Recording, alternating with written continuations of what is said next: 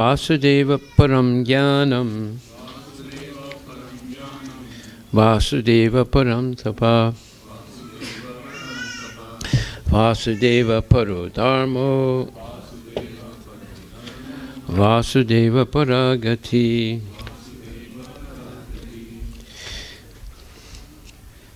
Translation by His Divine Grace A.C. Bhaktivedanta Goswami Maharaj, Srila Prabhupada Ki Jai. In the revealed scriptures, the ultimate object of knowledge is Sri Krishna, the personality of Godhead. The purpose of performing sacrifice is to please the personality of Godhead. Yoga is for realizing Him. All fruitive activities are ultimately rewarded by Him only. He is the supreme knowledge, and all severe austerities are performed to know Him. Religion, dharma, is rendering loving service unto Him, and He is the supreme goal of life. So, this is explaining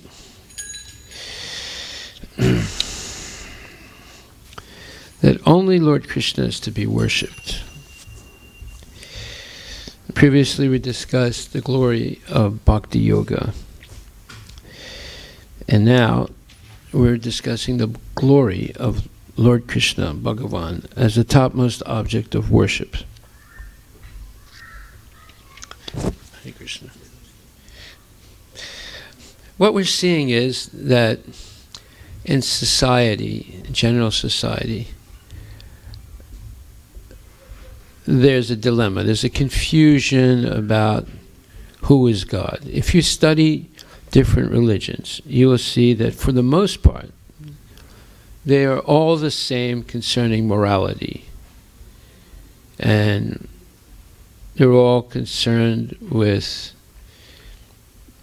in general, trying to be good, doing good. And then doing good is also confusing, because some people think doing good is strapping bombs on your body and going into a highly populated place and blowing yourself up and killing as many people as possible. That's their concept of good. And other people, good is doing charity. And other people, good is taking care of your family. And other people think doing good is doing good for your nation, or your ethnic group, or your racial group, etc. Now this was discussed earlier in this chapter, where it says, Dharma projito kaitravo tra nirmatsaranam satam. So, that verse, the second verse of the Srimad Bhagavatam, which rejects all Vidyam Vastavam Atravastu Shivadam Tapo Trayon Mulanam Srimad Bhagavate Krite Mahamuni Krite Kimva Parir Ishwaraha Sadyo Hirdi Avarudyate Tra Krite Bihis Susu Bihis Tachsanat. Completely rejecting all religious activities which are materially motivated. So this is a very hard question for most people. They don't understand how you can differentiate between doing good to people and materially motivated,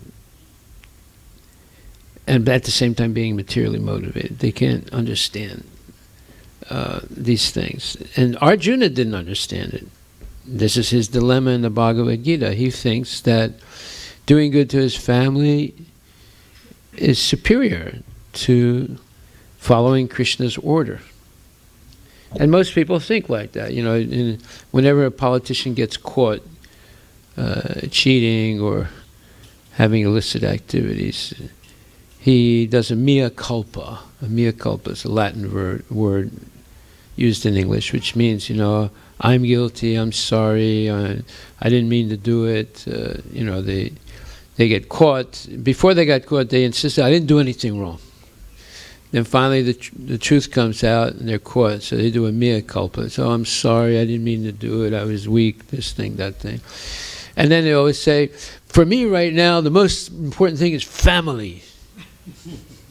Of course, he got caught cheating on his wife, right? But now he said, no, the most important thing for me is my family. And the wife is standing next to her. She's got a real dour look on her face, because she knows the guy's lying again. So you see this idea of, Hitler also had this famous phrase, that was God, family, and the nation. God, family, and I'm sure in Hindi you might have something like that. So people they pay lip service to these type of things, but actually it's all self-motivated. Has nothing to do with love of God. But you try to explain that to people, and, oh no, you don't. You guys are fanatics. You don't know what you're talking about. You're preaching against the family. We don't preach against the family, but the real goal in life is, as it says, Sarvasya chaham hridi sanivistyo matak smriti jnanam abhanam cha vedaischa sarvir aham eva vedya. The real purpose of the Vedic knowledge is to understand Krishna. And then you have other people who say, no, all the gods are equal. All the gods are. You can worship any god, you go back to Godhead. So that's another unfortunate type of concept that is very prevalent in India. So here it says, completely rejecting all religious activities which are materially motivated. This Bhagavad Purana propounds the highest truth, which is understandable by those devotees who are fully pure in heart. So this is the key. Unless one is fully pure in heart, they will not be able to understand Bhagavad Gita. They'll understand Arjuna, who refused to follow Krishna's order. But they don't understand Arjuna, who decided to follow only Krishna's order. Because they'll say, oh, no, it's a dangerous philosophy. It means you go against your family. And for us, God, family, and nation, like Hitler said. But look where that led to, right? He was not interested in the family of the gypsies or the Jews. He was only interested in the Teutonic family, blonde-haired, blue-eyed, Aryan race people. Therefore, he wanted to kill off all the others. He considered them low class. Right? So actually Hitler was inspired by an American, a lady named Sanger, who actually propounded the philosophy of, I think it's called eugenics, eliminating people who are not considered superior. And Hitler and his men wrote her a letter. She was American, preaching this. And they thanked her for her philosophy. And then they took it a couple steps further. So this whole idea of abortion is coming from this lady named Sanger. Most people don't know this history. But she propounded this theory of eliminating babies that are not perfect. And what's perfect? Well, anyone can make their definition then, It could be white, it could be black, it could be yellow, it could be green, It could be a boy or a girl. That's why in India, a lot of people abort girls. Is that true or not true? Yeah. See, you can thank Miss Sanger for that. That was her philosophy. And the Nazis just took her philosophy, embraced it completely, and made a science out of killing people who they thought were not worthy of being human beings. And the modern abortion, it's going to go. See, now the Democrats are proposing killing babies after they're born. Did you know that? What rock are you living under? No, they're propounding killing babies after they're born. They tried to pass a law in Virginia, and there was such an outcry against it, but that's part of their platform. It's not only aborting up to the moment of birth, but even after birth, giving a mother a chance to decide whether she wants the baby or not. Did you know that? Yeah. You can look it up now on the internet. Don't believe anything I say. So, this is the Miss Sanger's theory, and then later on, because now there's a big outcry against white Caucasian males, right? It's like a sin to be born a white Caucasian male in America. So they have classes in schools showing how white Caucasian males have ruined America. So, therefore, if they get their way, they will abort, especially instead of girls like in India, they'll abort white Caucasian males. This is a tendency that's coming up. Do you see anything? Yeah, what's it say? Let's hear it. Let's get a microphone up here. This is the real class now. You see. Wait a minute. You're going to bring you a microphone. Now we're getting into the real Bhagavatam. Modern Bhagavatam.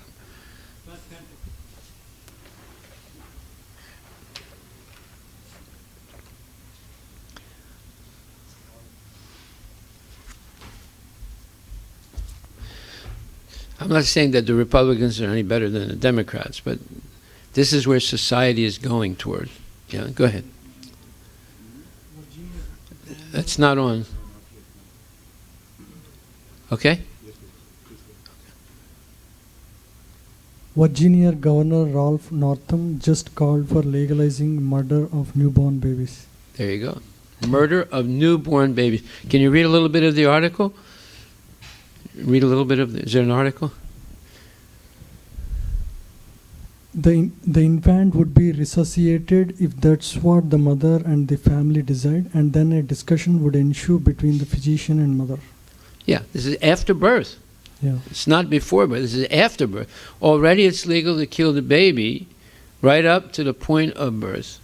Now they want to give the mother and the father and the doctor a chance to kill the baby after it's born for about 2 weeks or 3 weeks. Right? They tried to pass a law in the state of Virginia. Do you believe it? It's unbelievable. Right? Okay, so here it says that religion includes 4 primary subjects, namely pious activities, economic development, satisfaction of the senses, and finally liberation from material bondage. Irreligious life is a barbarous condition. I'm reading from Canto 1, Chapter 1, Text number 2 in the purport. This is right in the beginning. Indeed, human life begins when religion begins. Eating, sleeping, fearing, and mating are the 4 principles of animal life.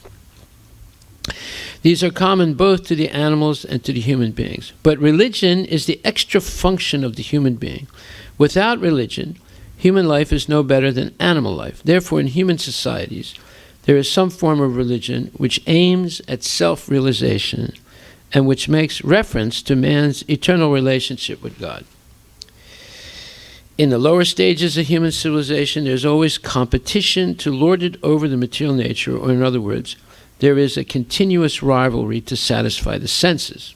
Prabhupada said once that all wars are wars for sense gratification. So the Palestinians, they want their type of sense gratification. The Israelis, they want their type of sense gratification. The Nazis wanted their type of sense gratification, right? Stalin wanted his type of sense gratification. The United States wants its type of sense gratification. Why is ISIS and Al-Qaeda so much against America, right? It's because of American culture. Here they protect different orientations. Over there, they invite people to go up to the top floor of a high-rise and they throw them off the building, you see. So it's the people that are protected here, they killed them. They throw them off buildings, right? And they all cheer, Allahu Akbar, as the person's going down and screaming. And then when they splat on the ground, they're all cheering. You see, so there's always this competition to lord it over material nature, or in other words, there's continuous rivalry to satisfy the senses. Driven by such consciousness, man turns to religion. He thus performs pious activities or religious functions in order to gain something material. Is that religion? To perform pious activities in order to gain something material? That sounds a lot like Balaji in Tirupati, right? Why do people go to Balaji? I'm not saying everybody is like that, but a lot of people go to Balaji. What for? You tell me. Get their material desires. Just like Green Card Balaji in Hyderabad. Visa Balaji in Hyderabad. They go, and the priest says, look, if we tell them to come to make spiritual advancement, they won't come. If we tell them to come so they get a visa, they'll come and they'll do 11 circumambulations, and if they get the visa, they come back and do 108 circumambulations, and they'll say Govinda, Govinda, Govinda. So at least they make a little spiritual advancement. Well, yes, let's see what Prabhupada says. But if such material gains are obtainable in other ways, then so-called religion is neglected. Yeah, instead of doing Govinda, Govinda, Govinda, and 111 circumambulations of Balaji, they can take a course in Microsoft certification in Hyderabad.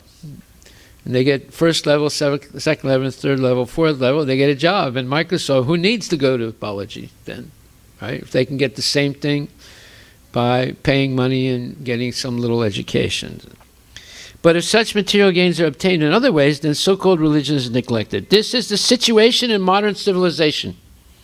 Man is thriving economically, so at present he is not very interested in religion. Churches, mosques, and temples are now practically vacant. Men are more interested in factories, shops, and cinemas than in religious places which were erected by their forefathers. Yeah, very interesting. This practically proves that religion is performed for some economic gains. Economic gains are needed for sense gratification. Often when one is baffled in the pursuit of sense gratification, he takes to salvation and tries to become one with the Supreme Lord. Consequently, all these states are simply different types of sense gratification, you see. So the famous Bhagavan Rajneesh, right?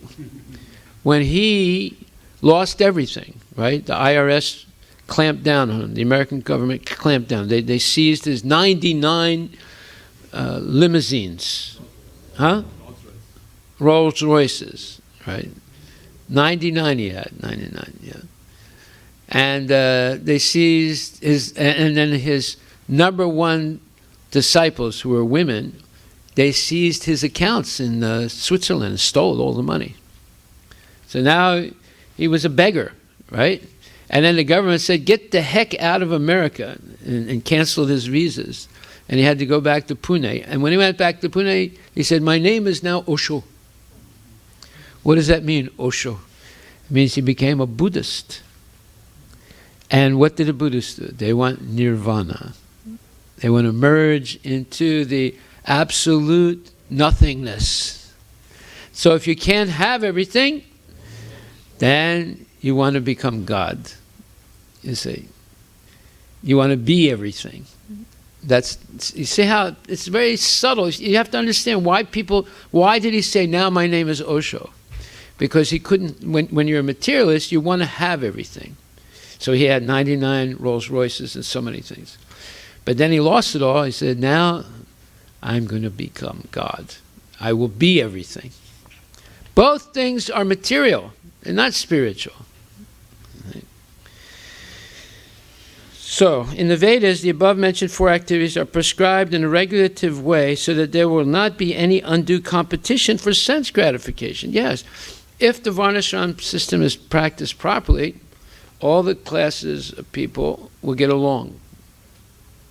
Why? Because the top class are the most renounced. Nowadays, the top class are least renounced, right? All the rich people or rich barons like Bezos and this one and that, they'll have, you can't believe, like Oprah's house costs over $100 million. Can you imagine that? I mean, you pay for a house, how much you pay for a house, bro? You pay $1 million, let's say, or $500,000, right? Oprah has a house that's worth $100 million, right?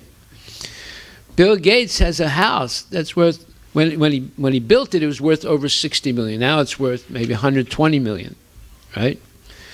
And you'll go to Hollywood or California, you'll see people, houses that cost $100 million, $120 million, $150 million, $200 million, you see.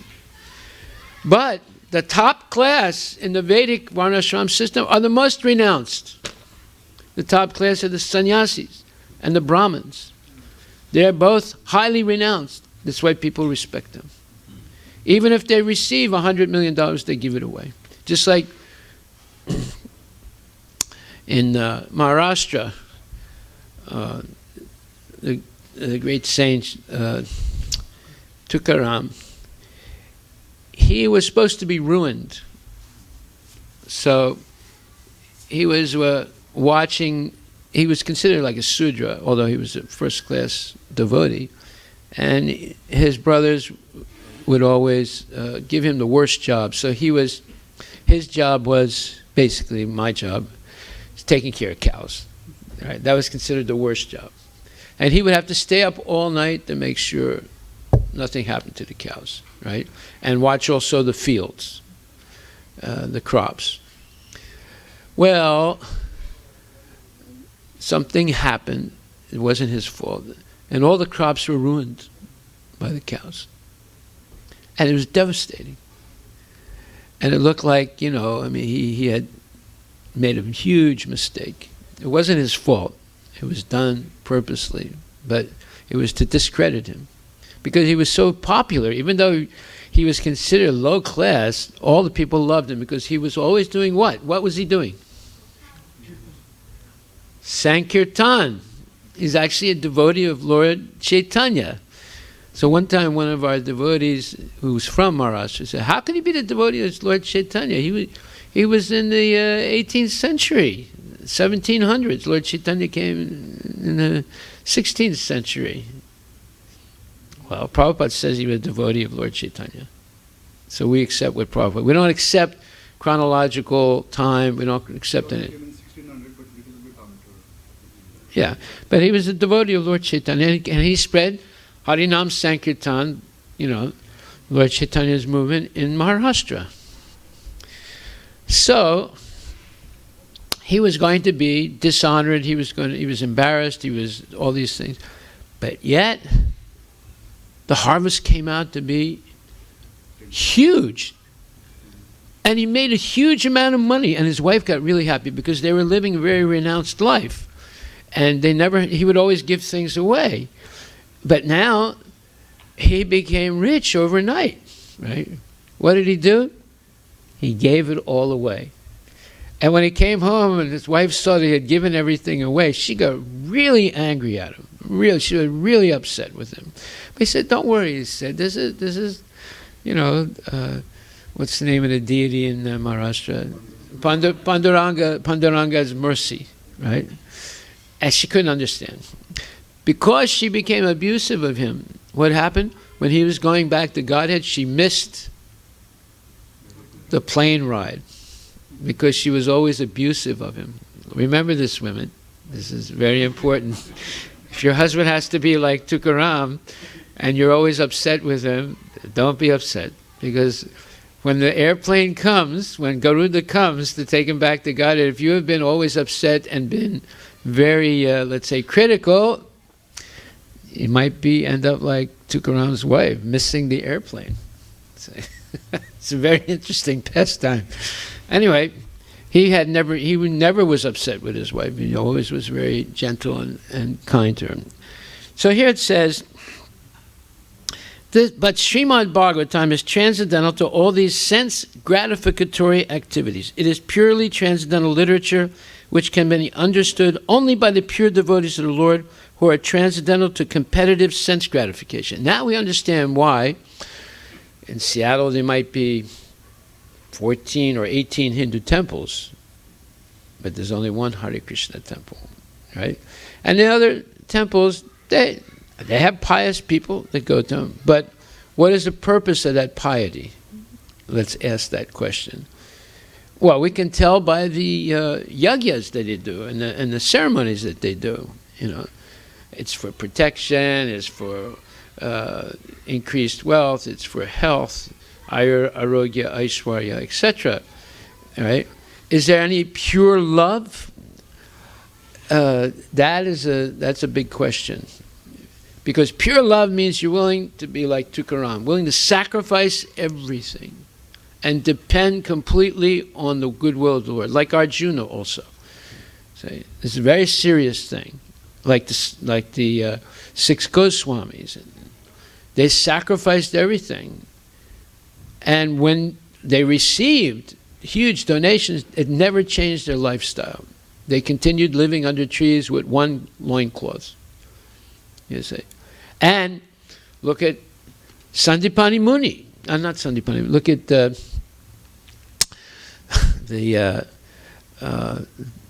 the classmate of Lord Krishna, Sudama. Sudama goes to Krishna. He's embarrassed to show him what his wife gave him to give Krishna, which is, chipped rice, right? But Krishna grabs it and tells Rukmini, I've never tasted prasadam as good as this. And it was raw. It was not even cooked, you see. And when he comes back, he doesn't have anything, right? He leaves with nothing. All of a sudden, his wife has become young and beautiful. There's gigantic palaces in his village, which are all mud huts. And they're all happy, and they're glorifying him. Oh, you went to Krishna, you asked for all this money. He didn't give anything. But yet, he gave them what they wanted, but he did not change his lifestyle. He didn't all of a sudden start smoking Cuban cigars and wearing Gucci clothing. No, he continued exactly one or two loincloths and doing his mantras. Didn't change at all. His wife was, lavish, but he remained very simple. See, we have to understand these are not just stories, they're the truth. They're showing the difference between materially motivated spiritual activities and genuine pure devotion. So it says, only pure devotees can understand Srimad Bhagavatam. If one has mixed desires, it's almost impossible to understand the Srimad Bhagavatam. You can hear it, you can read it, you can memorize verses, but to understand it means that you actually live it. And that is not an easy thing to do. In the material world, there is keen competition between animal and animal, man and man, community and community, nation and nation. But the devotees of the Lord rise above such competitions. They do not compete with the materialists because they are on a path back to Godhead, where life is eternal and blissful.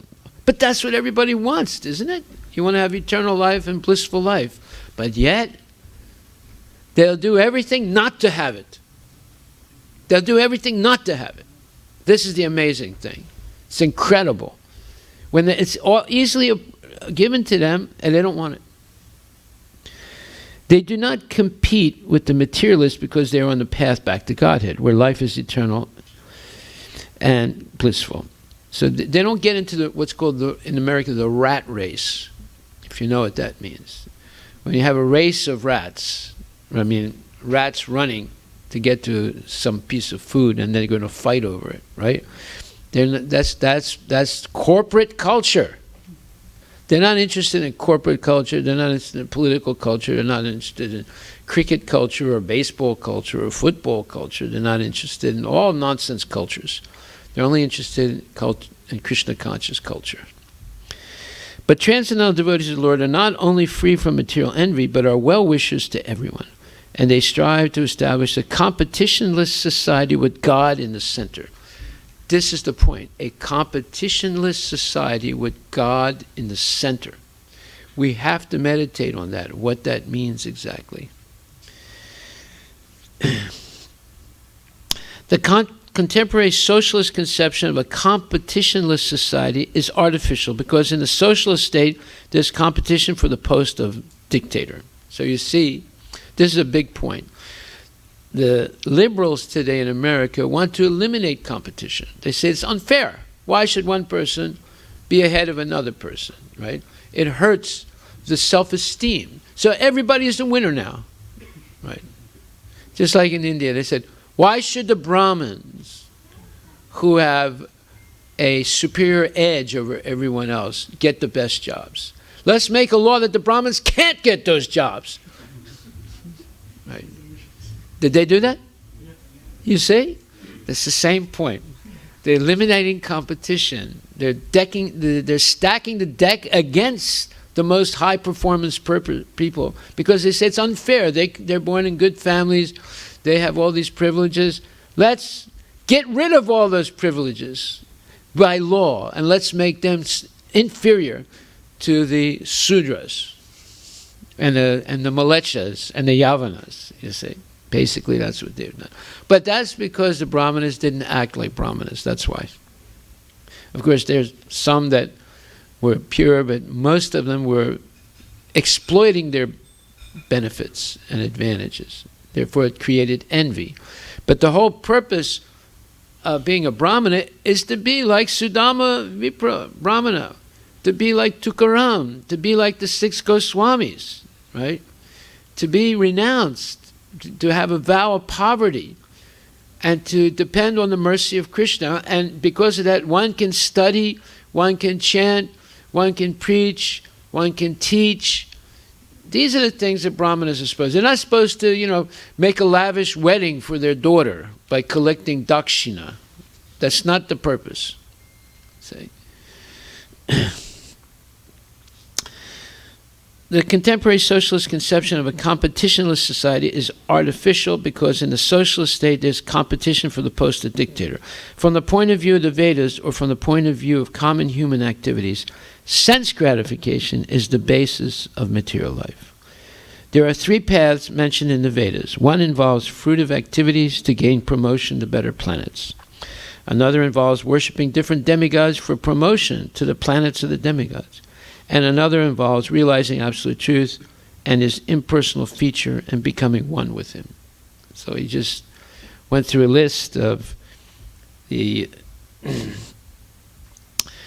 karmis, the karma yogis who have attachment to the result, and the mayavadis, right? He didn't mention the mystic yogis, but they're in there also. But these are the three main paths. Okay, so I won't read the rest of this. It's very interesting. We already were supposed to know this, but I'm going over it to see what we missed. This is the purport to the first canto, first chapter, text number 2. But you see, as we go along in the Bhagavatam, this gets more evolved. So here, there are 8 things. Veda, Makaha, Yoga, Kriya, Jnanam, Tapa, Dharma, Gati. So, these things are Vasudeva Paraveda. The ultimate object of the Vedas is Sri Krishna. Vasudeva Paramukha. The purpose of sacrifice is to please Krishna. Vasudeva Parayogi. Yoga. Yoga is for realizing Krishna. Vasudeva Parakriya. Fruitive activities are rewarded by Sri Krishna. So even if you engage in fruitive activities, it's Krishna that's going to give you the result, not the devas. The devas only give you what Krishna gives them, and then they can only give you that.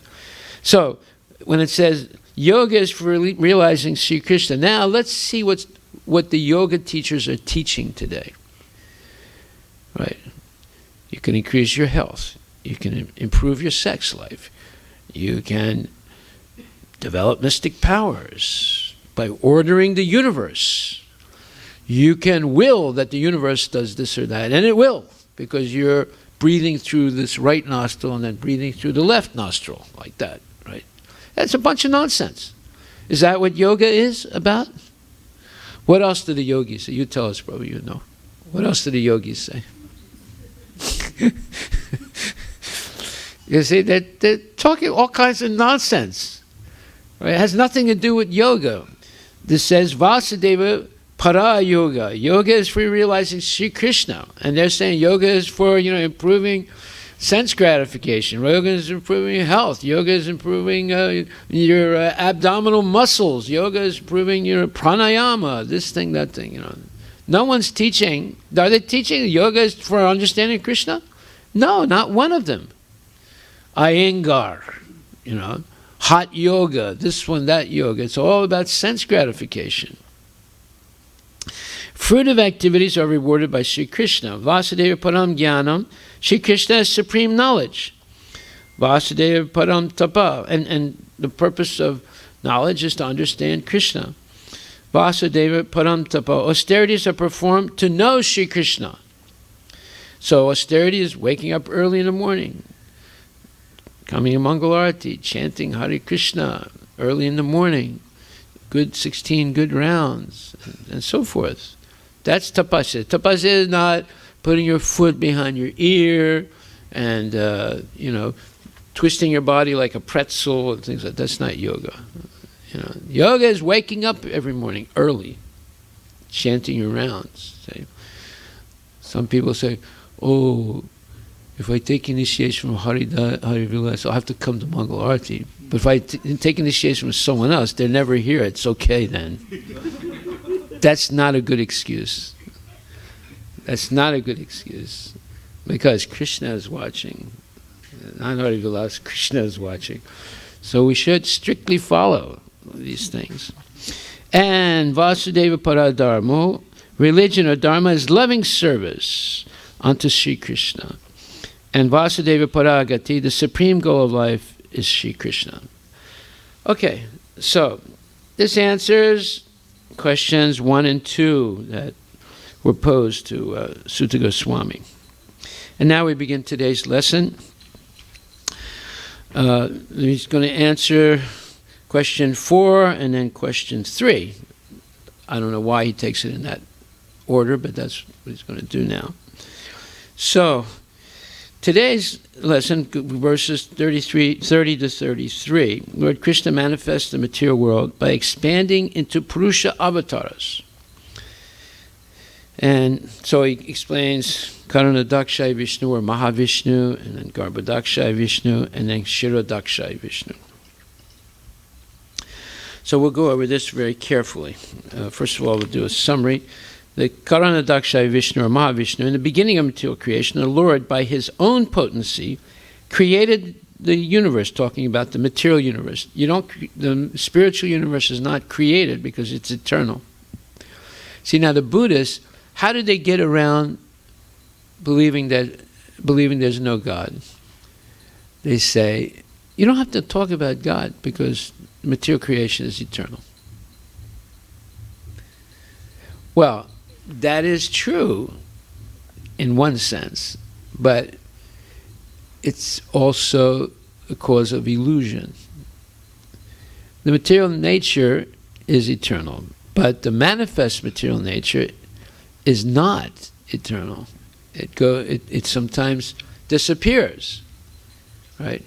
So they're implying that you don't have to talk about God, but does, because the creation is eternal. So when you, and this is basically what the modern scientists say too. Why are you talking about God? Material nature has always been there, and we'll figure out why and how. We don't know now, but we'll figure it out later on. And anyway, as Deepak Chopra says, when you die, you merge back into all the elements, so you're eternal. One devotee, one day I went to see him, he had a shop, and when I went in, he was looking at a book. When he saw me, he closed the book and put it on the cash register. So I went up to him, I said, Prabhu, how are you? He said, oh, very good, very good. I'm very good. I said, everything's okay? He said, yeah, very good, very good. I said, what was that book you were reading? Oh, that was nothing. I said, look, can I see it? He said, no, that was not. No. So I put my hand underneath the cash register, pull it out. I said, what is this book, you know? I looked at it, it's written by Deepak Chopra. I said, which page were you on? He said, no, I wasn't. I said, which page? And so he showed me the page. It was explaining that you are eternal. Because when you die, all the atoms in your body merge into nature. So you're still existing. And sometime in the future, they might even come back together again. I said, are you serious about reading this nonsense? He said, someone gave it to me, you know, I didn't want to throw it away, so I just looked at it a little bit. I don't really take it for serious, you know.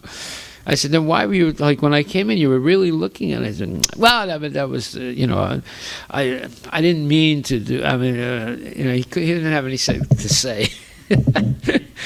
You see, Deepak Chopra, he's nonsense. He's a complete nonsense guy, right? But he knows how to speak very nicely. Right? When he speaks, you know, nobody understands what he says. Therefore, they're convinced he's teaching something esoterical. And he knows what he's talking about because he uses all these big words and these big concepts, you know. Like, you know, you never die, you just merge back into the elements. And then one day you might come back together again. Unfortunate. Very unfortunate. Okay, and then Garbhodakshaya Vishnu, the Lord personally entered this universe and the bodies of the jivas.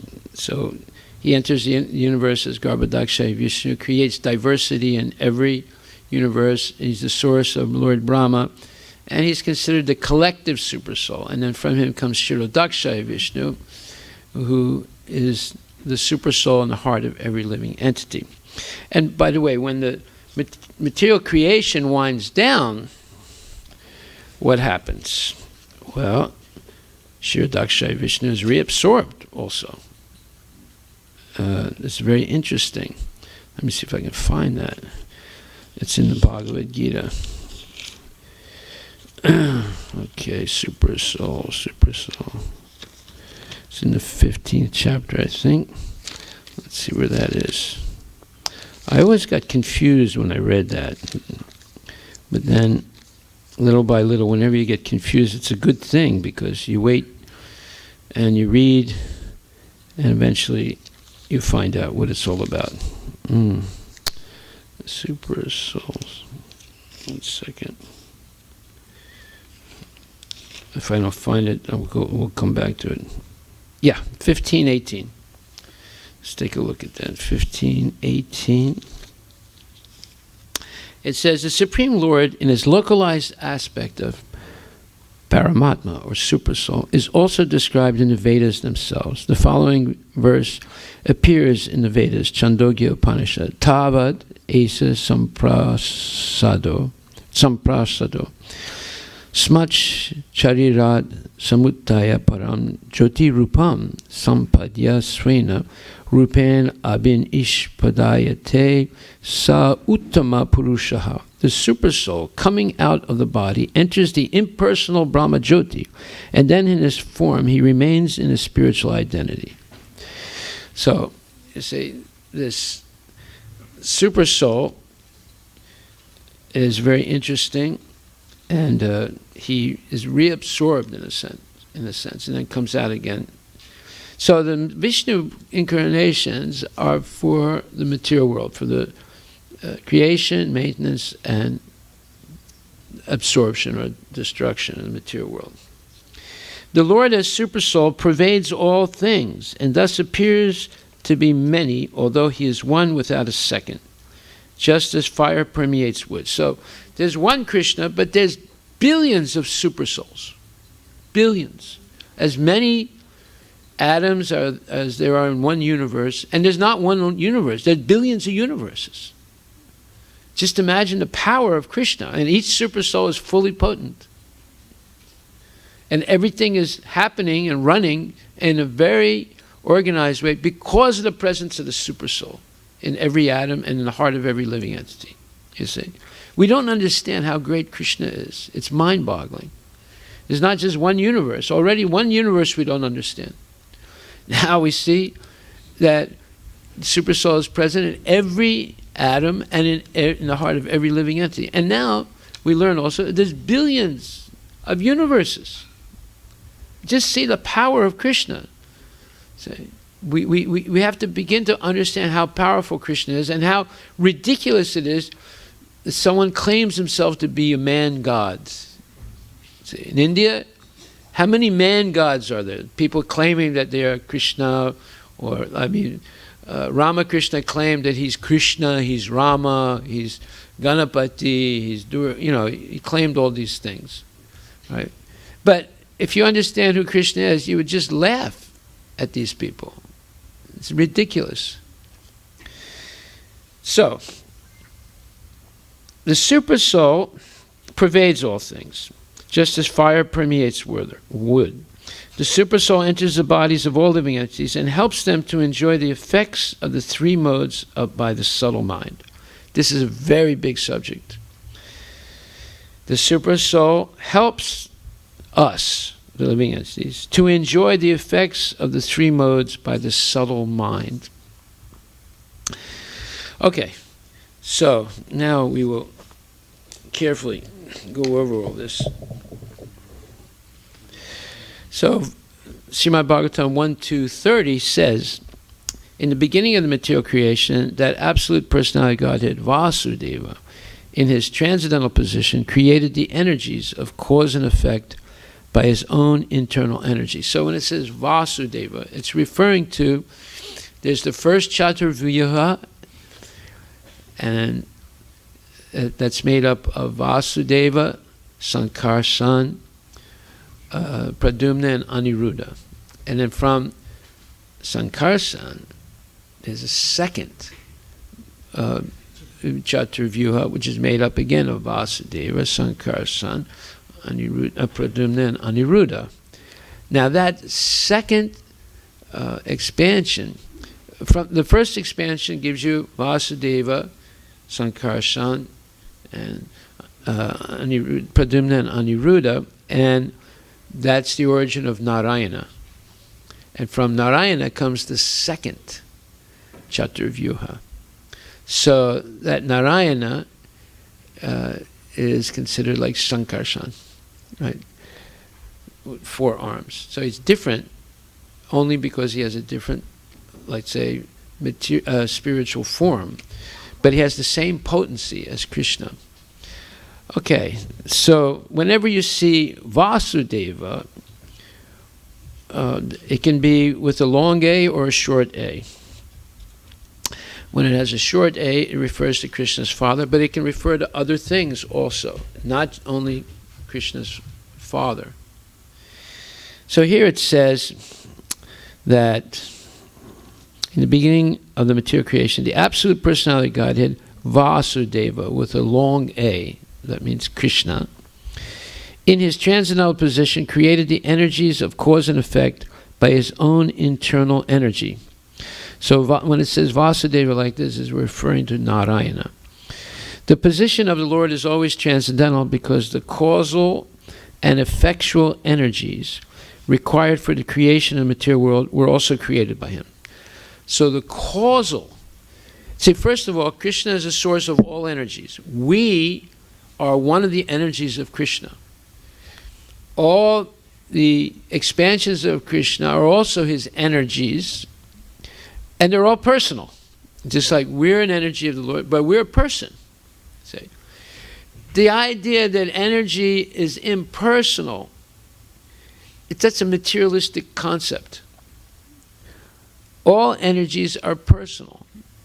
Now, what does that mean? Like, we're seeing the energy here, electric light, right?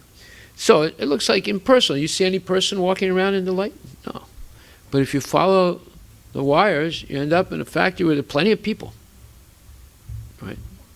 And if you follow, the oil or gas or coal that's being used to make the electricity, you end up with a person. His name is Surya.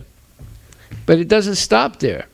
You keep going, you end up with Krishna, who's the source of the Brahma Jyoti that's reflected off the sun. So everything is personal in the universe, material universe and spiritual universe.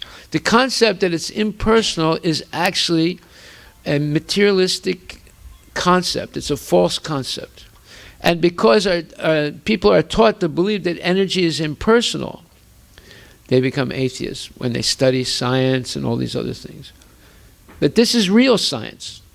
So it says, the position of Lord is always transcendental because the causal and effectual energy. So what does that mean? Causal and effectual. The cause is Narayana or Vasudeva, which is an expansion of Krishna, right? And effectual energies are like earth, water, fire, air, ether, mind, intelligence, false ego. So we see the effectual cause. We don't actually see the causal cause of everything. Just like when you look at a famous painting, let's say the Mona Lisa by Michelangelo, you don't see Michelangelo. You just see Mona Lisa with her very subtle smile and sublime like look, right? And then you can interpret it any way you want. People have been interpreting it since it was painted by him, right? But another way of looking at the painting is say, wow, this painting is great. It's amazing. It's very subtle. It has so many meanings inherent in it. Whoever made it must be a greatest person or a very great person. So that's the second way of seeing the Mona Lisa, right? So therefore, we should understand that behind all energy is a person. And that's Lord Krishna. Because if you follow the track back to the origin, you'll see a person. And on the way, you'll see persons also. You'll see Surya. You'll see the CEO of Puget Sound Energy, right? And you'll see so many people. But right now, we're only seeing energy, some light. That's it. Right? And we could interpret it that it's, and all energy is impersonal, but it's not true. He is unaffected, therefore, by the qualities of the material modes. So what do the Mayavadis say? The followers, the people who read the Sarirak Bhashya, they say that when Krishna appears, he's affected by the modes of material nature. So that is a very wrong philosophy. But that's the way they present it. Yeah. And they give the proof. They say, well, when Rama was looking for Sita, he was crying and he was walking around and said, where's Sita? He needed the help of Sugriva and Hanuman, otherwise he would have never found her. And you know, they make all these excuses. Jai Shri Radha Nilamadhava Ki Jai. His existence, form, and activities and paraphernalia all existed before the material creation. So the Catholics and other people say before the material creation there was nothing, and God created from nothing. This is another false philosophy. See, unless you read this, then you cannot understand who's off track. Like, for example, it says that Krishna is Navayovanam Cha. He never grows old. But if you go to the Sistine Chapel in the Vatican, I went there, you'll see that the Pope told Michelangelo, paint God with white whiskers and white hair and some different, it looks like an old man with wrinkles. So that's the way he painted him. That's their understanding of God. But yet, Brahma Samhita says God never grows old. He's always a pristine youth. You see, you can't understand these things unless you carefully read Bhagavatam. Then you understand how people make these major mistakes because they're doing something called anthropomorphism.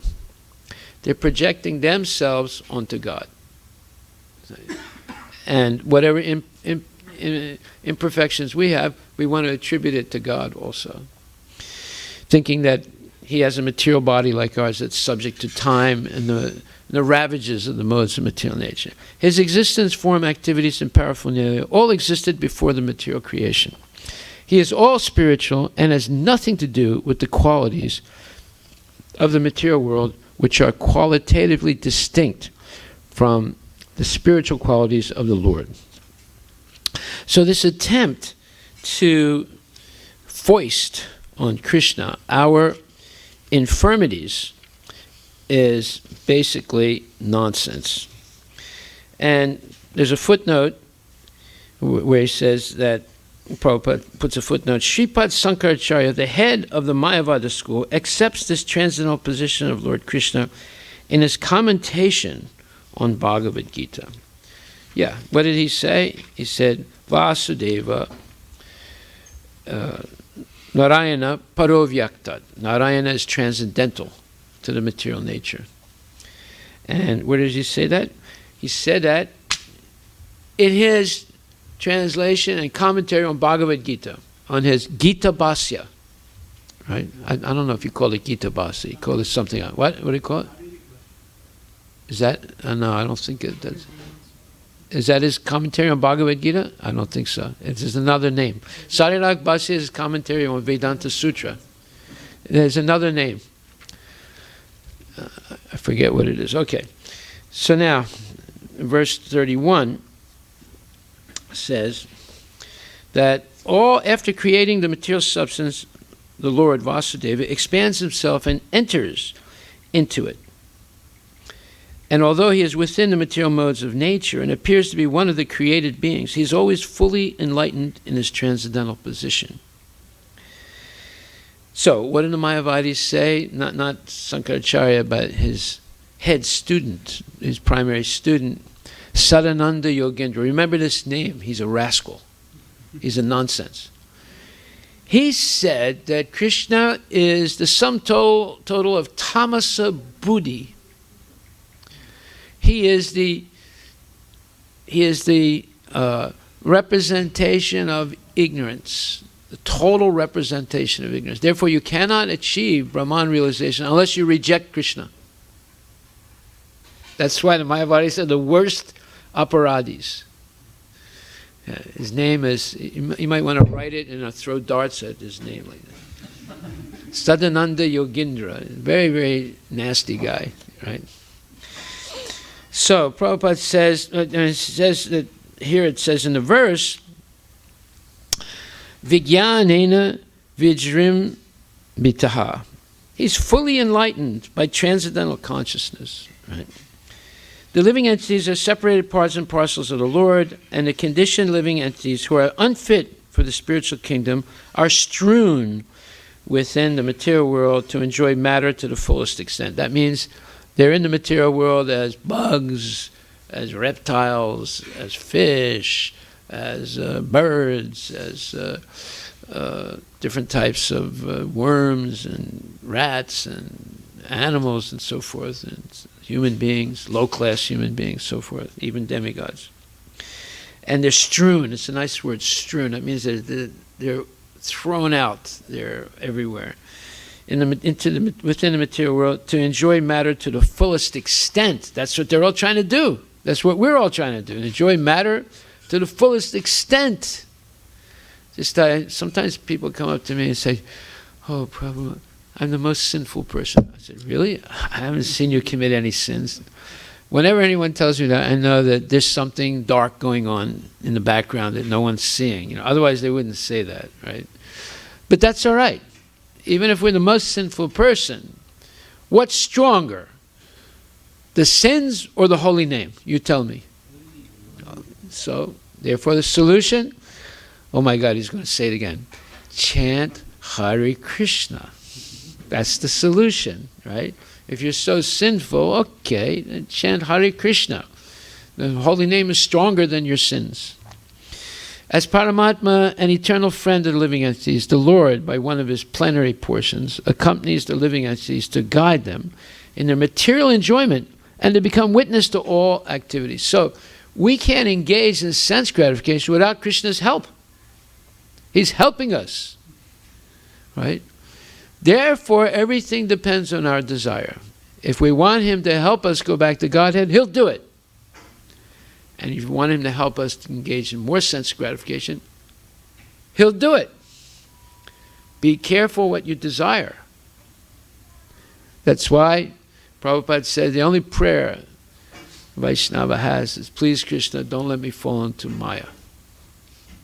Right? Because when you fall into Maya, then you think sense gratification is the goal of life. More eating, more sleeping, more mating, more defending. And on a high level, not mating in the street, but mating on the 50th floor of the Manhattan high-rise that costs $5,000 rent a night. You willing to pay $5,000 for a hotel room? Believe me, there are people that do it. And what for? Better sense gratification, you see. While the living entities enjoy the material conditions, the Lord maintains his transcendental position without being affected by the material atmosphere. In the Vedic literature, Shruti, it is said that there are two birds in one tree. One of them is eating the fruit of the tree, while the other is witnessing the actions. The witness is the Lord, and the fruit eater is the living entity. The fruit eater, living entity, has forgotten his real identity and is overwhelmed in the fruitive activities of the material conditions. But the Lord, Paramatma, is always full in transcendental knowledge. So, if we think that no one is seeing us, wow, we're in real Maya. Krishna is seeing everything. No one can hide anything. That's why people who do mean things get caught eventually, because there's a witness. You cannot, they think, there was no witness. How is this happening to me? There is a witness. It's Krishna himself. He's the one that if you want nonsense, he's helping you to do nonsense. And if you want Krishna, he's helping you to come back to Godhead. But he's witnessing everything. It's not that he's only witnessing your pious activities. He's also witnessing our sinful activities. Therefore, we have to be very careful. One time, I was with a father and his young daughter. She was a teenager. And we were driving, and his daughter wasn't saying too much. And I thought maybe I'll ask her some questions. So I said, how would you feel if your dad was with you all the time, just like he's here now? How would you feel? And she hesitated. She said, that would be really weird. What did she mean by that? She meant that she wouldn't be able to do what she likes to do if her dad is always with her, you see. But Krishna is always with us, right? It's not weird, because he said, God, man proposes, God disposes. What does that mean? That whatever subtle desires we have in the mind, Krishna will give you an opportunity. He won't force you to do it, but he'll give you the opportunity. No matter what your desire is, it can be the craziest desire that keeps recurring in your mind. Krishna will make it possible because it keeps recurring in your mind. But if we desire only to please Krishna, then he'll protect you and help you go back to Godhead. This is the difference between the supersoul and the conditioned soul. The conditioned soul, the living entity, is controlled by the laws of nature, while the Paramatma, or the supersoul, is the controller of the material energy. That's why he's called Mukunda, the giver of liberation. Lord Shiva cannot give liberation. I already read that a couple of weeks ago. Lord Shiva can't give liberation. He can give you partial liberation, but not complete liberation. Brahma can't give you liberation. Both Ravana prayed to Lord Brahma and he prayed to Lord Shiva, but yet still he was killed by Lord Rama. Even though they were both, and Banasura, he was a big devotee of Lord Shiva. He got whipped to submission by Krishna. Lord Shiva, Krishna threw a yawning weapon at Lord Shiva. He got so tired, and he went to sleep somewhere. And then Krishna took care of Banasura. So the people think, oh, these are children's stories. They're not children's stories. The big philosophy behind them. Okay, then the next verse, 32, it says, the Lord as supersoul pervades all things, just as fire permeates wood, and so he appears to be of many varieties, though he is the absolute one without a second. So, as fire pervades wood, well, look at these wooden trees here. They're not burning right now, but they have the potential of burning. There's fire in the wood. You add some fire to it, all of a sudden it bursts into a huge fire that you can't control. So in the same way, Krishna is present in everything. As fire permeates wood, he pervades all things. And he appears to be of many varieties, though he is the absolute one without a second.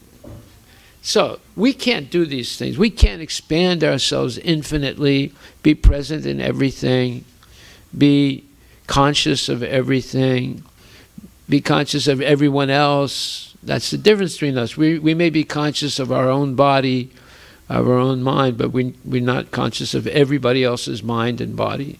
Right? That's the difference between us and Krishna. So Lord Vasudeva, the Supreme Personality of Godhead, by one of his plenary parts, it's only a plenary part. Ekam stena stito jagat, as Krishna says in the 10th chapter. He says that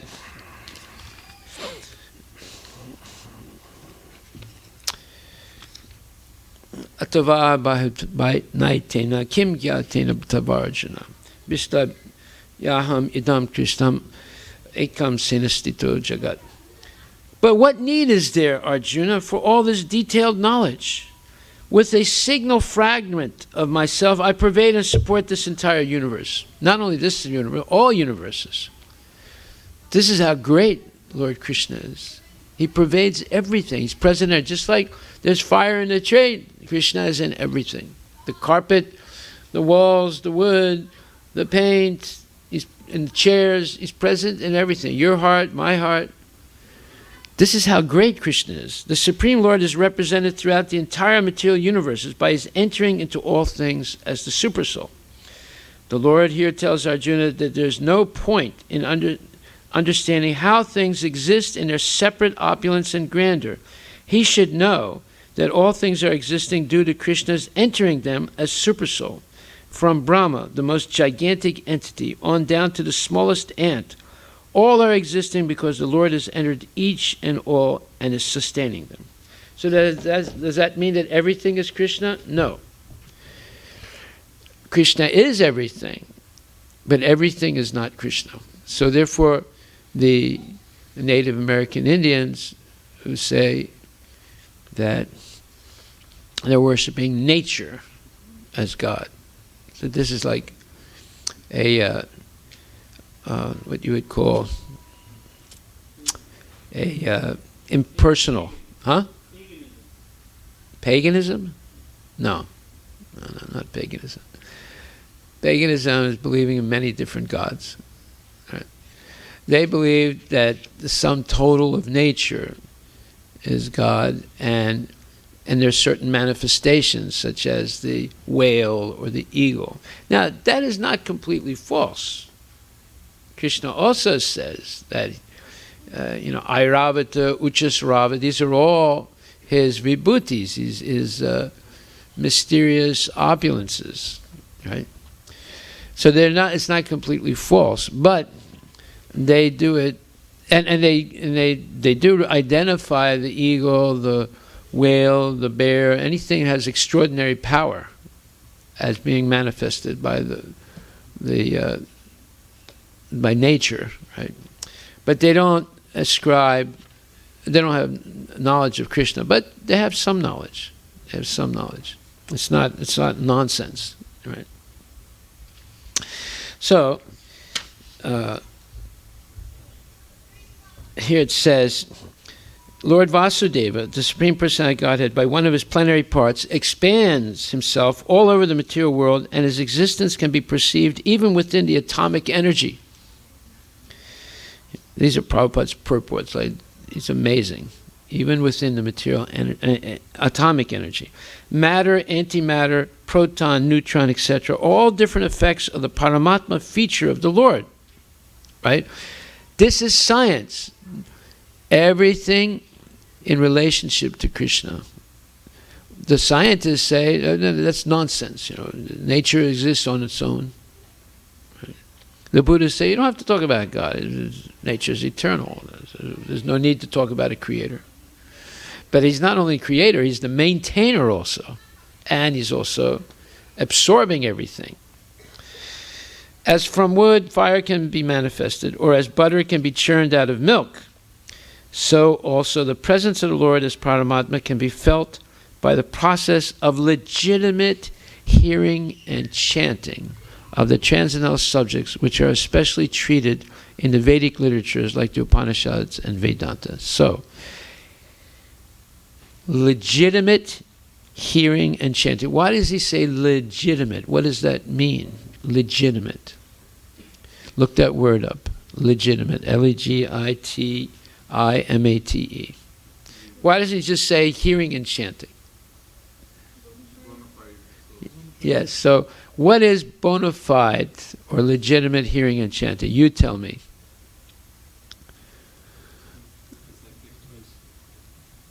Coming through disciplic succession. Yes. Anything else? Well, why did Balaram kill Romaharshan?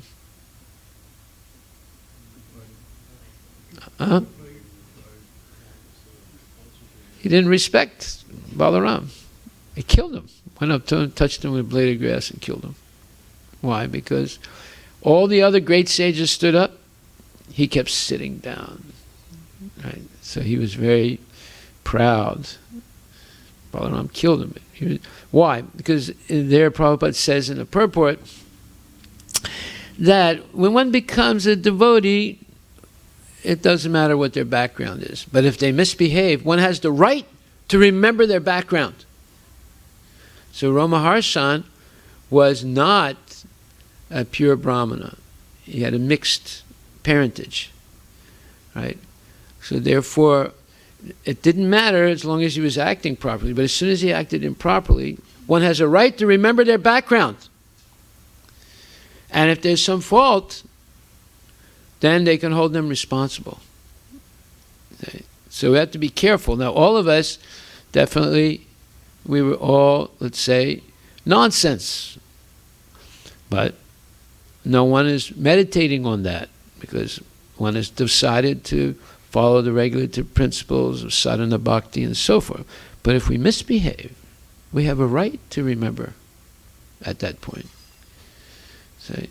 So we have to be careful.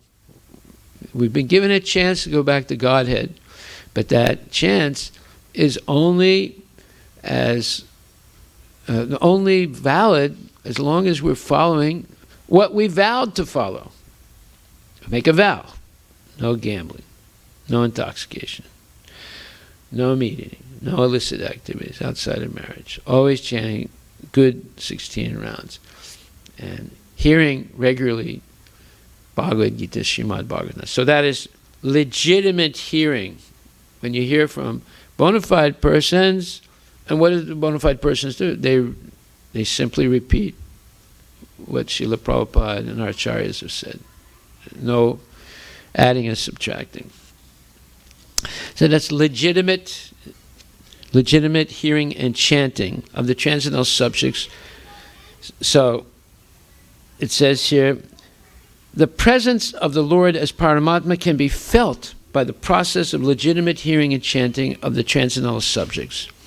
Srimad Bhagavatam is the bona fide explanation of these literatures. Of what literatures? The Upanishads and the Vedanta. You don't have to read the Upanishads and Vedanta. You simply have to read Srimad Bhagavatam and hear it. The Lord can be realized through the oral reception, oral A-U-R-A-L, which means the ears, not O-R-A-L, which means the mouth, right? Not by talking nonsense, but by hearing bona fide things, bona fide scriptures. The Lord can be realized through the oral reception of the transcendental message, and that is the only way to experience the transcendental subject. As fire is kindled from wood by another fire, the divine consciousness of man can similarly be kindled by another divine grace. His divine grace, the spiritual master, can kindle the spiritual fire from the wood-like living entity by imparting proper spiritual messages injected through the receptive ear. Wow, why does he say receptive ear? Because you want to hear this. It's not that, oh no, another class. Oh my God, I'm so tired. I don't know if I'm going to go to this class. Got too many other important things to do. No, The receptive ears say, I must go. I must hear this. This is for my good. And what are you hearing? You're not hearing me, or you're not hearing a person like a certain person. You're hearing Prabhupada's words, the Acharya's words. That's what has value. Therefore, one is required to approach the proper spiritual master with receptive ears only, and thus divine existence is gradually realized. The difference between animality and humanity lies in this process only. So the animals don't come to the class, right? The human beings come to the class. A human being can hear properly, whereas an animal cannot. And then verse 33, the supersoul enters into the bodies of the created beings who are influenced by the modes of material nature and causes them to enjoy the effects of these modes by the subtle mind. Therefore I said you have to be careful. Well, we have to be careful, all of us, what we desire. If we keep harping on desires for sense gratification, Krishna will give it to you. He'll make it available. He's not going to force you, but he'll make it available. And if you're weak spiritually, there's a very good possibility you can fall down. A very good possibility. But if you keep saying, no, I'm going to get this out of my mind. What would happen if I can't get it out of my mind now? What's going to happen in a moment of death? I'll remember this because all the time I was meditating on this nonsense. I have to get this out of my mind. I have to replace it with Krishna Katha and hearing, and legitimate hearing, and also receptive ears. Just like Jesus Christ said, those who have ears, let them listen. But wait a minute, everybody has ears. The elephant has ears. All the human beings have ears. Why did he say those who have ears, let them? Because they have to be receptive ears to this message. Even Jesus said the same thing in the Bible. Those who have ears, let them listen. So, verse number 33, the supersoul enters into the bodies of the created beings who are influenced by the modes of material nature and causes them to enjoy the effects of these modes by the subtle mind. We experience the world through the mind, much more than through the body. And that's a big, big subject. And it's very, very profoundly explained in the Srimad Bhagavatam. If you want to know psychology, this is the subject of psychology. Real psychology, not junk. There are 8,400,000 species of living beings, beginning from the highest intellectual being, Brahma, down to the insignificant ant, and all of them are enjoying the material world according to the desires of the subtle mind and gross material body. Everyone is enjoying the material world according to the desires of the subtle mind and the gross material body. This is a big subject. Very few people understand it. The gross material body is based on the conditions of the subtle mind, and the senses are created according to the desire of the living being. So if you desire to eat stool, just like there was this one salesman, I walked into this called Dick's Restaurant Supply, and I walked in at lunchtime, and the salesman was eating a sausage. Right. Now, sausage is made with all the crap. It's crap. But they flavor it with spices. A lot of garlic, so you can't taste the crap. You see. And when a person eats a sausage like that, the whole store smells. It was a big store, right? You could smell it from one end to the other. Everyone would say, hi, That wind of crap went all over the place. So, and I said, should I say something to this guy or not? I was thinking, if I say something, he's going to get insulted, So I tried to say things, around that subject, right? Not directly, and I don't know if he understood it or not, But, it's a shame. It's a real shame. It's like a tragedy. And he's eating that, and it's going to cause cancer, and it completely dulls the mind, and so forth, right? So, we get different bodies according to the subtle desires of the subtle mind and gross material body. The gross material body is based on the conditions of the subtle mind, and the senses are created according to the desire of the living beings. The Lord as Paramatma helps the living being to get material happiness because the living being is helpless in all respects in obtaining what he desires. This is true. All of us are helpless. Unless Krishna helps us, we can't achieve our desires. He proposes and the Lord disposes. That means we desire, and if you keep insisting on it, he gives you the conditions where you can satisfy those desires. It doesn't mean he's forcing you, but he's giving you the possibility. They are therefore one with the Lord. In the Bhagavad Gita, the living beings in all varieties of bodies have been claimed by the Lord as his sons. Yeah, we are all part and parcels of the Lord. We're not the Lord, but we're parts and parcels. So Krishna is not only the God of human beings, he's God of the ants, the worms, snakes, the tiger, elephants, the giraffe, all of everything, the fish, the whales. The sufferings and enjoyments of the sons, meaning the praja or the living entities, are indirectly the sufferings and enjoyments of the Father. Still, the Father is not in any way affected directly by the suffering and enjoyment of the sons. This is a very profound thought. I don't think we can explain it tonight. We can begin at this point next week. He is so kind that he constantly remains with the living being as Paramatma and always tries to convert the living being towards the real happiness. So your homework is this last two lines of the purport to verse 33. Try and understand what he's saying here. The Father is not, he says, the sufferings and enjoyments of the sons are indirectly the sufferings and enjoyment of the Father. Still, the Father is not in any way affected directly by the suffering and enjoyment of the sons. He is so kind that he constantly remains with the living being as Paramatma and always tries to convert the living being towards the real happiness. See, no one can write like Prabhupada. It's impossible.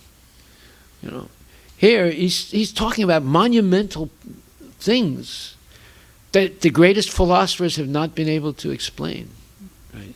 And this is one of them.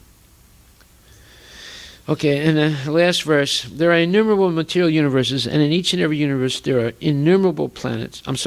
Thus the Lord of the universes maintains all planets inhabited by demigods, men, and lower animals, assuming the roles of incarnations. He performs pastimes to reclaim those in the mode of pure goodness. So please read this. We're not going to have time to explain it, but you explain it. This last two lines of the purport to verse 33, and the purport to verse 34 is a very elaborate purport that requires a lot of explanation, and we'll cover that next week and then go forward. Are there any questions? Yes.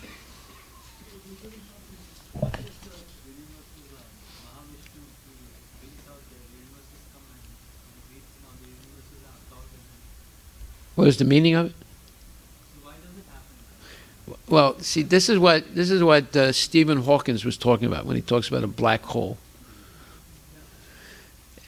All the energy is absorbed by it. He used to think only energy is absorbed by it, but then he said no. Later on, he adjusted his theory of black holes over a 30, 40-year period, and he kept changing. In the end, he said, well, it expands and it absorbs. What's the reason for it? Why it doesn't go continuous? Yeah, that's why the material world is considered asat, right? If it went on eternally, that'd be the spiritual world. No, there has to be a difference. What's the difference? Sometimes it's manifest, sometimes it's not manifest. Therefore, it's illusory. And that's why he says, see, if you read the first two verses of the Bhagavatam, everything is in there. So he says in the first verse,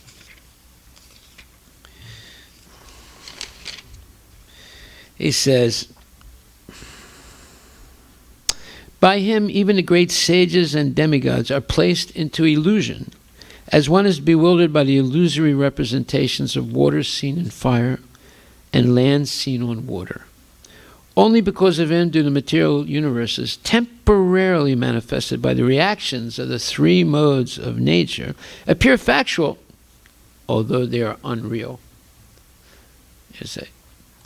Now you know why there's a black hole, or Mahavishnu.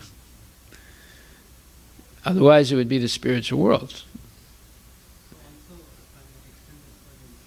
Yes. Different universes are different from us. Right? Yes.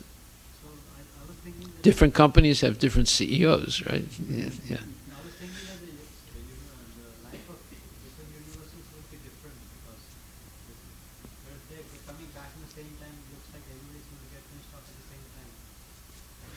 Is that worrying you?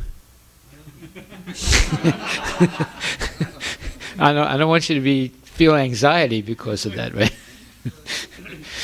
Let's leave that question alone. It's not really important, right?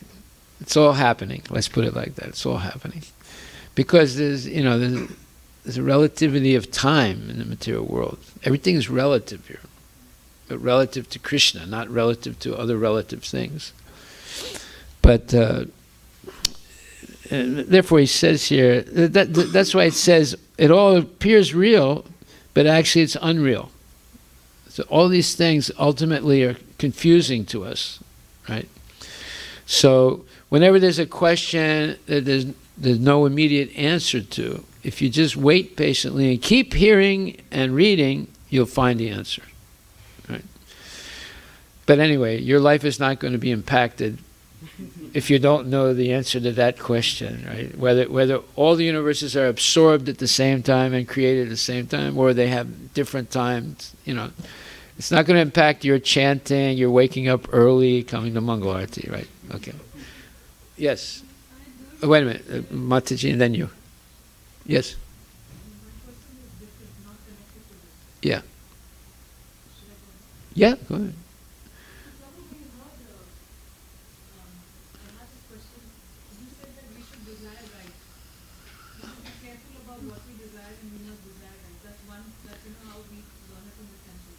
Well, desire to please Guru and Krishna. Yes.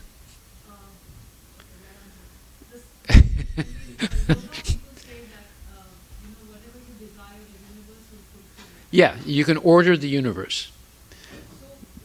That's nonsense. A real nonsense. Go ahead.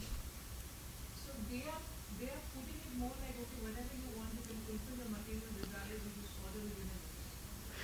Why don't they say order Krishna? Yeah, but in principle, also the same thing, whatever we are desiring is going to happen. So to the extent that we deserve. Well, why did you add that to the extent that they deserve? Yes, sir? Why did you add to the extent that they deserve? They don't say that. They might say that, but for us, Yeah. that's the understanding. And also when we say that, it is so that we don't fall into the trap of desires. Material desires. Material desires. When they say that, they are more encouraging that. So is that the only difference for you, or is there anything else that we are? The difference is they don't accept the existence of a personal, supreme personality of Godhead. They don't accept that. They always go toward the amorphous Mayavad concept that either nature is God, or light is the God, or energy is the God. And when you say that, then you can order it, right? I can order electricity from Puget Sound. I can order a telephone from the telephone company. I can order something on Amazon and get it, right? Because it's a thing. It's not a person. I can't order my wife, right? But I can order Amazon to send me, whatever I want. You see? So if you're dealing with a person, you can't, we have experience. You order people, they say, go to hell. I'm not going to do it, right? So that's why they structure their universe to avoid any responsibility to a superior being. Does that answer your question? Yeah. Okay. And then, Prabhu, you had some questions? Yeah, Maharaj, actually my comment was related to what Prabhu asked Okay. about creation and destruction. I heard in some lecture where the speaker said that answer to that was something to that effect that you yourself destroy everything. Like we downgrade to Kali Yuga. And at the end of Kali Yuga, Krishna has to destroy everything. That will happen. So we ourselves degrade. Because we degrade, so everything has to end. So that's why that I have. But it doesn't end. It starts right again. It starts over again. Even better than how it ended. You start with Satya Yuga. Now, I don't really understand. I don't see how that's connected to what he said. He was concerned about do they all get destroyed at the same time? Are they all created at the same time? Is that right? Yeah. Now you're saying it's all degrade because we degrade is destroyed. Krishna says you yourself destroy everything. It's not that, and that's the reason that they happen. I heard sometimes practicing. Well, let me tell you something. When you are against the supremacy of Krishna, you become self-destructive. This is explained in Bhagavad Gita. Huh? Now, this is a 16th chapter, verse number. So all the demons, what did Hitler do? Destroyed himself. All the demons, what did Ravana do? He destroyed himself. He refused to listen to any good advice. Now, one time someone told me, oh, so-and-so is a good devotee because they did this and they did that. I said, that's not the criterion for understanding a good devotee. Just because they did this or did that is not the criterion. The criterion of a good devotee is they listen to good advice, to spiritual advice, and they follow it. That's the criterion. It's not that they did this or they did that. A good devotee is someone who listens to good advice and follows it. So here it says, 16th chapter, 18th verse, a demoniac person, being always against God's supremacy, does not like to believe in the scriptures. He is envious of both the scriptures and the existence of the Supreme Personality of Godhead. This is caused by his so-called prestige and his accumulation of wealth and strength. He does not know that the present life is a preparation for the next life. Not knowing this, he is actually envious of his own self. Now, if we become envious of Krishna, don't forget we're part and parcel of Krishna, right? We're never separate. Then you become envious of yourself. Now, when you're envious of yourself, what do? You deny yourself any opportunity to be Krishna conscious. Just like sometimes we're doing Sankirtan, and some people come by and say, hey man, good, hey, way to go, right? And other people come by and go, like that, right? Those are the demons. You see. They're denying themselves any opportunity to be Krishna conscious. They don't even want to hear the holy name in a public place, So there's a difference between the guys that go, oh, like this, and people that go like that. So here it's saying that if you're envious of Krishna, you'll become envious of yourself. And what will happen? You'll be self-destructive by taking intoxication. You do it with a vengeance. You don't just take it as social drinking. You overdrink. And illicit sex, you oversex. And meat eating, you overeat meat. And in general, all these bad things, you overdo it. And you kill yourself. Right? So that's why they're envious of themselves. That's why they act like that. They overdo all these things. They think these things, these four sinful activities, this is the real happiness in life. And we say there's something wrong with it. And they think there's something wrong with you. Okay, we'll stop right there because we have to wake up early tomorrow and continue. We have Bhagavatam every morning at 6:15. Right. Prabhu, it's too early. Hare Krishna, all glories to Srila Prabhupada ki jai. And you have some homework now for next week. The last two sentences of purport 33, I'm sorry, and the whole, and the verse 34, this is a study in superior psychology. Haribol. All glories to Srila Prabhupada. Yeah. 2.33, Yeah. it says, the desires are functions of a subtle mind. But the desires are the functions of a